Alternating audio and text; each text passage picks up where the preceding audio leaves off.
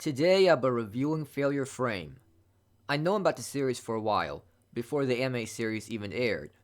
This series was basically a more edgy version of Arifureta. I didn't want to watch it. I've already seen Arifureta. I don't need to see another edgy show like that. I decided to give it a chance anyway because it was getting popular. In this anime series, students have been transported to a different world. Everyone has decent ability except for the main character Toka. He can only use spells that are stat as ailments, such as poison.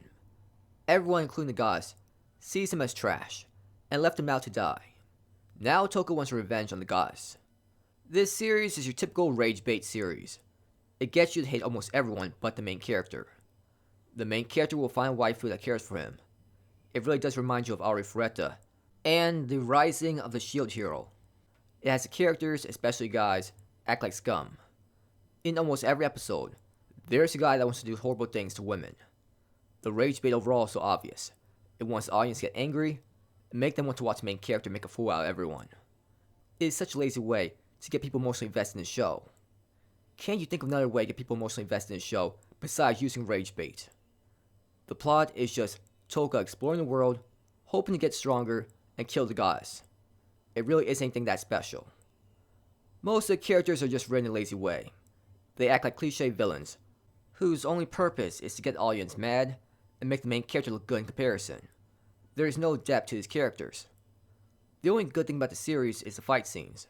I will say, it was entertaining watching the main character poison his enemies and stall out the fights. It was kind of like a Pokemon battle in a way. That was the only unique thing about the series. The characters aren't anything that special either. Toka is basically Hajime from Arifureta. He is pretty edgy at times, but he is also kind deep down. Seirasu is your typical waifu that'll be by your side no matter what. She was alright. The problem is, when you see this kind of character countless times, it loses impact.